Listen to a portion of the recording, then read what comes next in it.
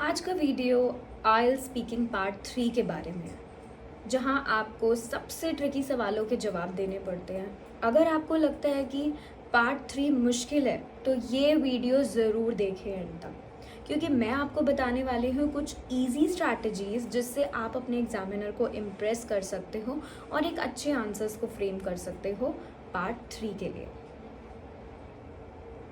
तो चलिए स्टार्ट करते हैं आज का वीडियो सेशन। आइल स्पीकिंग पार्ट थ्री क्यों एक की है, क्यों हार्ड क्वेश्चंस बेटर हैं आपके लिए as compare to easy questions, different question types के बारे में पढ़ेंगे हम, और कैसे आप अपने बैंड 6 को टर्न कर सकते हो बैंड 9 में। दैट मीन्स कैसे आप अपने स्कोर को इंक्रीज कर सकते हो। सो स्टार्ट करते हैं। Part 1 versus part 3। पार्ट 1 क्या होता है? पार्ट 1 और पार्ट 3 दोनों सिमिलर तो होते हैं बट एक्चुअल में नहीं होते। ये बहुत ज़रूरी है आपका समझना कि क्या डिफरेंस है पार्ट 3 में। पार्ट 3 वो है जहां एग्जामिनर आपसे क्वेश्चन पूछता है ताकि आप एक लंबे एक्सटेंडेड आंसर दे पाओ।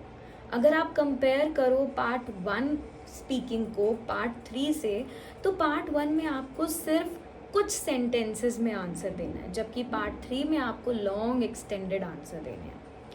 पार्ट 3 में आपको लॉन्गर आंसर्स देने हैं। पार्ट 1 में आपसे क्या पूछा जाता है? What you do, what you like. But part 3 क्या होता है? Part 3 is about society, problems. तो क्वेश्चंस भी उसी फॉर्म में होते हैं। आंसर्स जो होते हैं पार्ट 3 के आपके, वो ज़्यादा से ज़्यादा जनरल होते हैं, एब्स्ट्रैक्ट होते हैं एज कंपेयर टू पार्ट 1 के। तो एग्जामिनर जब इंट्रोड्यूस करता है पार्ट 3 को, वो आपसे बोलता है कि I would like to ask you some general questions about this, जो कि आपने पार्ट 2 में बोल दिया। पार्ट 2 में आपने 2 मिनट के लिए बोला जिसमें आपने अपने बारे में, यहाँ पर आपको पार्ट 3 में अपने बारे में नहीं बोलना। एग्जामिनर आपको इंटरप्ट करेगा और रीडायरेक्ट करेगा कि आप पार्ट 3 में किसके बारे में बोलो, मोर जनरल वे में बोलो। अब एग्जामिनर के पास चॉइस है पूरी कि वो पार्ट 3 में क्या करता है, क्वेश्चंस को अपने अकॉर्डिंग रिवॉल्व कर सकता है। पार्ट 1 में वो स्क्रिप्ट के अकॉर्डिंग क्वेश्चंस को रीड करते हैं और स्क्रिप्ट के अकॉर्डिंग ही क्वेश्चंस पूछते हैं। बट पार्ट 3 में वो कैसे भी क्वेश्चंस को मूव कर सकते हैं, उनके पास पूरा फ्रीडम है। 3 सेट ऑफ क्वेश्चंस आते हैं आपके पार्ट 3 में। हर एक सेट में डिफरेंट एस्पेक्ट होता है जनरल टॉपिक का। अब वो सेट क्या होते हैं? वो set 1, set 2, set 3 more and more difficult हो जाता है। जैसे कि एग्जाम्पल अगर हम देखें कि जब हम सेट 1 के क्वेश्चंस देखते हैं, वो थोड़े से ईजियर होते हैं। उसमें आपको डिस्क्राइब करना होता है, आइडेंटिफाई करना है, क्लासीफाई करना है, कंपेयर करना है, कॉन्ट्रास्ट करना है, कंपैरिजन करना होता है क्वेश्चन के बीच में। बट जब सेट 2 और सेट 3 के क्वेश्चंस आते हैं, वो थोड़े से डिफिकल्ट हो जाते हैं, जहाँ पे आपको एनालाइज ज़्यादा करना है, आपको एग्री करना है, आपको डिसएग्री करना है, कॉजेज या इफेक्ट्स के बारे में बताना है, प्रिडिक्शंस करनी है कि क्या होगा अगर ये हुआ तो, व्हाट वुड हैपन अगर ये चीज़ हो रही है तो एग्जामिनर चूज करता है questions from 2 of the 3 set. So 2 of the 3 set जिसमें आपका टिपिकल बैंड 6 जो है सेट हो जाता है। तो 1 और 2 टेस्ट टेकर के लिए है, बट अगर आपको हायर स्कोर करना है तो आपको सेट 3 में अच्छे आंसर्स देने होंगे ताकि आप एक 7 बैंड को स्कोर कर सको। सो सेट 2 और सेट 3 जो होता है, एग्जामिनर यहाँ पे क्वेश्चंस किसके बेसिस पे पूछते हैं? बुलेट पॉइंट्स के बेसिस पे पूछते हैं। वो स्क्रिप्ट को फॉलो नहीं करते। पार्ट 1 ईजी होता है, उसमें स्क्रिप्ट को फॉलो किया जाता है, बट यहाँ पे एग्जामिनर ऑफ द स्क्रिप्ट जाकर भी आपसे क्वेश्चंस पूछ सकते हैं, राइट? सैम्पल क्वेश्चंस और कुछ आंसर्स को देखते हैं अब हम कि कैसे मैं आपको ये बताऊं कि आपको पार्ट 3 में आंसर्स कैसे देने। तो देखते हैं हम डिफरेंट लेवल्स। मैं आपको बताने वाली हूँ बैंड 7 का आंसर, बैंड 8 और बैंड 9। इन तीनों आंसर्स के बाद आपको ये पता चलेगा कि कैसे आपको अपने स्कोर को इंक्रीज करना है। ये आंसर बैंड 7 का क्यों है और ये बैंड 8 का क्यों है। तो हमारा पार्ट 2 का टॉपिक है describe a famous person who is a good role model for younger people. अब जब एग्जामिनर ने पार्ट 2 आपसे पूछ लिया तो अब वो पार्ट 3 किस पे बेस्ड होगा? पार्ट 2 पे बेस्ड होगा, राइट? सो पार्ट 3 में सेट 1 क्वेश्चन क्या है, एग्जामिनर बोलेगा हमने फेमस पर्सन के बारे में बात की अभी पार्ट 2 में, ये फेमस पर्सन कौन होता है जो कि एक गुड रोल मॉडल भी प्ले करे।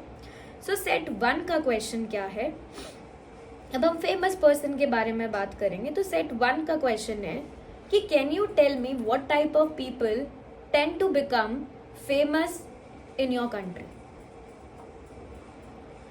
नाउ पॉसिबल ओपनिंग, हमें आइडेंटिफाई करना पड़ेगा कि कौन से टाइप ऑफ पीपल हैं जो फेमस होते हैं हमारी कंट्री में।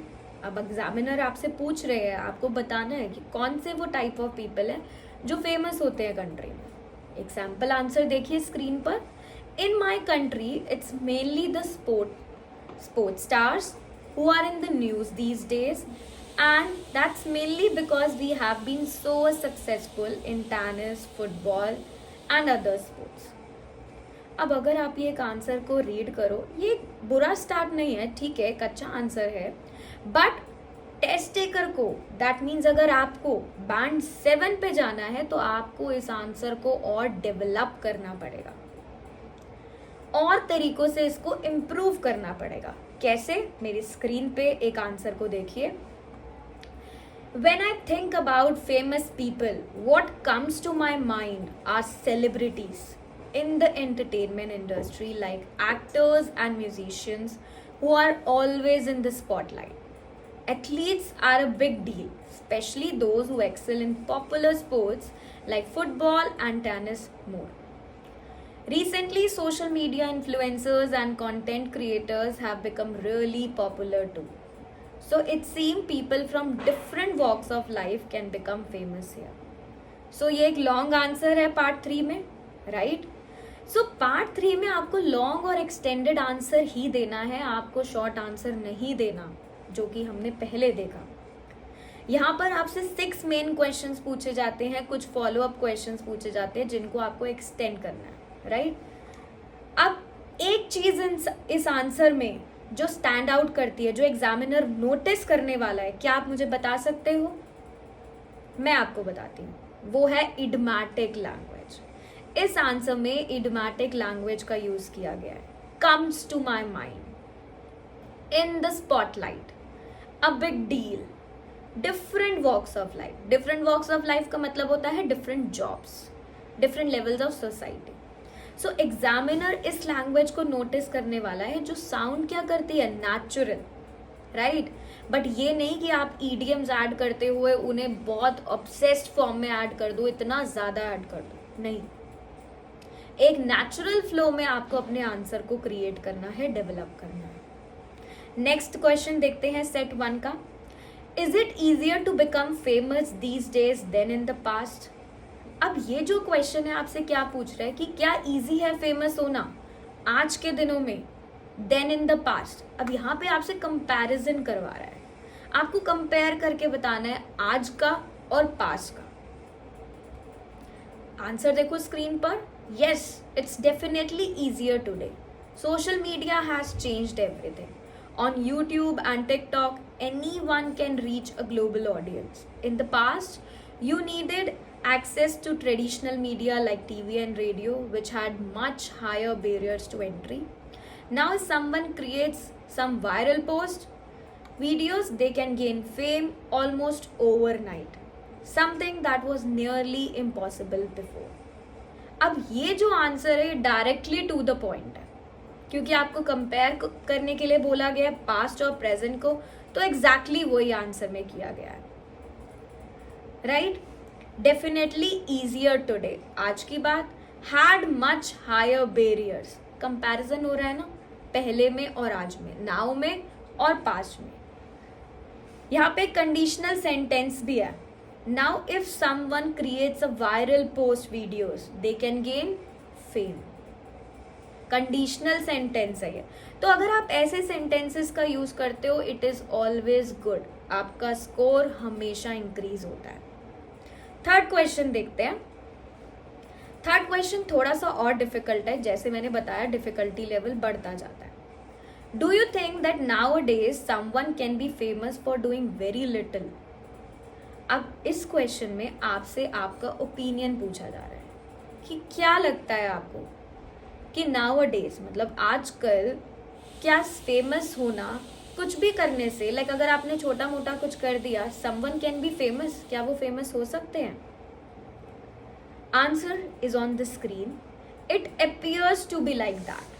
It does feel like a bit unfair when you compare this to individuals who worked extremely hard to achieve something significant, or those who have made sacrifices to improve the world. The issue is that some deserving people don't get as much publicity, so we don't notice them as much. So ये एक strong answer है, क्योंकि ये start किससे हो रहा है? Directly, जो क्वेश्चन में पूछा जा रहा है. Start by answering the question directly. It appears to be like that. So yes, आपको अपने आंसर को डायरेक्टली स्टार्ट करना है. वन मोर थिंग, अगर आप डिसएग्री करते हो एग्जामिनर के क्वेश्चन से तो आपको कोई प्रेशर नहीं है, आप डिसएग्री भी कर सकते हो. अगर आप एग्री करना चाहते हो तो आप एग्री करो एग्जामिनर के क्वेश्चन से, बट अगर आप डिसएग्री करना चाहते हो आप डिसएग्री भी कर सकते हो. सो अगर इस आंसर में हम नोटिस करें वर्ब टेंसेस, कैसे टेंसेस का यूज किया जा रहा है? Present perfect tense. Who have worked extremely hard. Collocations देखो, made sacrifices, work hard. Collocations क्या होते हैं? Set of combination of words जिनको हम टुगेदर यूज करते हैं. तो एग्जामिनर इन आंसर्स को बहुत जल्दी स्पॉट करते हैं कि आपने टेंसेस कौन से यूज करे हैं, वर्ब्स कैसी यूज करी है, इडियोमैटिक लैंग्वेज यूज करी है, कंपेयर एंड कॉन्ट्रास्ट करा है कि नहीं. सो ये थे इजीएस्ट क्वेश्चंस आपके पार्ट 3 के जो सेट 1 में आते हैं, राइट. अब सेट 2 के क्वेश्चंस कैसे होते हैं? नाउ एग्जामिनर अब आपको बताएगा कि हम स्विच कर रहे हैं अपना सेट 2 और सेट 3 पे. दैट मीन्स हम थोड़े से डिफिकल्ट पार्ट पे जा रहे हैं. तो हमारा सेट 2 का क्वेश्चन है कि अब हम इम्पोर्टेंस के बारे में बात करेंगे और फीचर्स के बारे में बात करेंगे रोल मॉडल्स की. How important is it for young people to have good role models? Answer, I think it's really important for young people to have someone to look up into a positive way, because there are so many negative influences that can have an impact on the choices we make in life, and that's bad. आपको ये answer कैसा लगा? Test taker को may be हो सकता है ये hard लगे, बट मुझे ऐसा लग रहा है कि ये आंसर बहुत शॉर्ट है. पार्ट 3 में सेट 2 में आपको लॉन्ग एक्सटेंडेड आंसर देने हैं. टू लुक अप, एक तो ये आंसर बहुत शॉर्ट है और यहाँ पे रिपीट किया जा रहा है क्वेश्चन को. क्वेश्चन में था how important is it for young people to have good role model. I think it's really important for young people to have, तो रिपीट किया, राइट. और एंड कैसे करा सेंटेंस को, अपने आंसर को, दैट्स बैड. तो ये बहुत ही वेग आंसर है. पॉजिटिव एस्पेक्ट क्या होता है एक आंसर का कि आप कैसे वर्ब देखो यहाँ पे क्या लिखा है, लुक अप. आप एडमायर कर रहे हो, रिस्पेक्ट कर रहे हो. तो एग्जामिनर अब क्या करेगा, आपसे ऑब्वियस फॉलो अप क्वेश्चन पूछेगा क्योंकि उन्हें आंसर नहीं मिला required.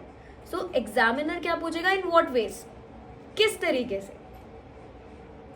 Because of the influence some famous people can have, if you admire them and try to copy that, they do. But if their habits are not good, it will not be good for you. You can see that, for example, with many Hollywood stars and singers too. अब यहाँ पे भी देखो repetition है, are not good, will not be good. तो आप band 7 इससे achieve नहीं कर सकते. अगर आपकी चॉइस ऑफ वर्ड्स रिपीट हो रहे हैं, आप कुछ वर्ड्स को बार बार रिपीट कर रहे हो, आपका बैंड 7 कभी भी स्कोर नहीं होगा. एक प्रिसाइज वे ढूंढो जिससे आप उस फेमस पीपल और उनकी हैबिट्स के बारे में बोल सको। तो मैं आपको बैंड 9 का स्कोर वाला एक सैम्पल आंसर दिखाती हूँ, रीड करो। Because of the influence some celebrities can have, if you admire them and try to emulate negative aspects of their lifestyle, it can lead to harmful behavior. For example, some stars in the entertainment industry suffer from substance abuse or irresponsible financial habits. It's better to be selective about which traits you emulate. Band 7 का answer भी हमने read करा अभी, और ये band 9 का answer है। अब इसमें आपने देखा कि कितनी डिफरेंट लेवल की वोकैबुलरी यहाँ यूज की गई है। बहुत प्रिसाइज तरीके से सेलिब्रिटीज का यूज किया गया है फेमस पीपल की जगह, एम्यूलेट का यूज किया गया है कॉपी की जगह, lifestyle rather than habits, harmful behaviour, substance abuse, है ना कि एल्कोहल एंड ड्रग्स। सो ये एक डेवलप्ड आंसर है, पॉइंट पे है और रेलेवेंट एग्जाम्पल भी दे रहा है। तो आपको जब भी बैंड 9 के लिए स्कोर करना है, आपको अपनी वोकैबुलरी पे फोकस करना है। सेट 2 का क्वेश्चन, नेक्स्ट क्वेश्चन देखते हैं। What qualities should a good role model possess? अब इसमें एग्जामिनर आपसे क्या पूछ रहा है? सजेशंस कि कौन कौन सी क्वालिटीज हैं जो एक गुड रोल मॉडल में होनी चाहिए। Sample answer: be someone who can be an inspiration to others, a kind of, what's the word, mentor. Someone who can provide guidance by showing how to behave and act so you make positive decision. In other words, a good model would be hardworking, honest and have a healthy lifestyle. So ये good answer है, इसमें कोई as such problem नहीं है, but हाँ, thinking about the word mentor, इस word को सोचना, बट इसमें इतना टाइम भी आपको नहीं लगेगा, right? Next set of question: can anyone be a good role model? अब आपको ये आंसर स्टार्ट करना है। Of course, in fact it all starts in family with the parents and the old family members who can help shape the way young children and adolescents grow up. I remember when I was young, my parents helped me too and at school. अब examiner ने यहाँ stop कर दिया। Examiner ने second question पूछ लिया, and at school can teachers be good role model? As well, yes. A good teacher can be a long-lasting source of inspiration for someone. I believe it's important for adults, family members or teachers to really engage in an open discussion with children to make sure they follow the right path in life. अब examiner ने interrupt क्यों करा? First answer पूरा होते half बोलते second क्यों start कर दिया?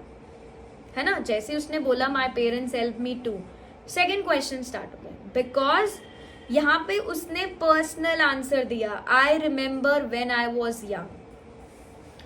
सो एग्जामिनर टेस्ट टेकर को जनरल क्वेश्चन की तरफ रीडायरेक्ट कर देते हैं, इंटरप्ट करते हैं, चाहे आंसर गुड था बट उसमें क्या था, पर्सनल यूज हो रहा था, राइट? सो आपको पर्सनल आंसर नहीं देना, लेस कॉमन वर्ड्स का यूज करना है और एक्सप्रेशंस का यूज करना है एग्जामिनर को इम्प्रेस करने के लिए, जैसे long lasting source of inspiration, open discussion, follow the right path. तो लेस कॉमन वर्ड्स का यहाँ यूज हो रहा है। फाइनली सेट 3 का क्वेश्चन आता है, most challenging question most advance candidates के लिए। मैं आपको बताऊंगी कि कैसे आपको इनको डील करना है, क्या आपको करना है, एंड जब आपको नहीं पता कि आप क्या बोल सकते हो, कैसे आपको टॉक करनी है उस टॉपिक के बारे में। क्वेश्चन है आपकी स्क्रीन पे, why is that some people have a kind of unhealthy obsession with celebrities? I suppose it's just what we are surrounded by these days. It's hard to get away from social media or avoid being bombarded with stories about rich and famous. Maybe on the one hand, it's a way of escaping from the routine of our everyday lives, when we read or see stories about celebrity lifestyle. That seems so glamorous, but on the other hand, some people get to involve in it and become really fanatic. अब ये great answer है, developed answer है, because इसमें सारे features हैं band 8 के. ये बहुत ज़रूरी है समझना कि आपको एक्सटेंडेड आंसर देने हैं. ये वो चांस है आपका जहाँ पे आप अपने थॉट्स को एक साथ पुट करोगे एग्जामिनर के सामने, राइट. सेकेंड पार्ट देखते हैं एग्जाम्पल का यहाँ पे. On the one hand, on the other hand.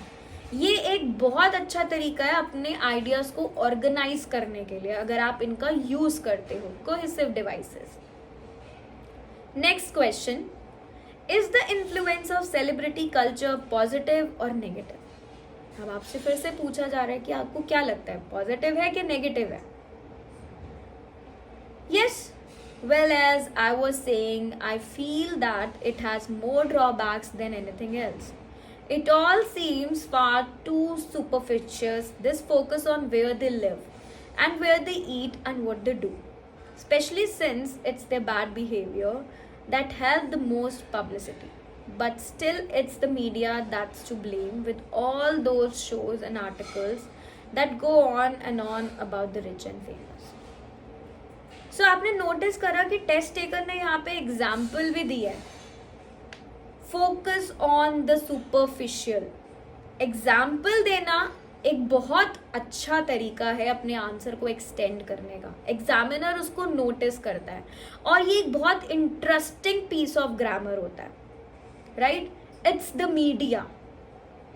So example से आप अपने आंसर्स को एक्सटेंड कर सकते हो. Next question. Could it be said that celebrity culture will one day be seen as defining characteristic of the 21st century?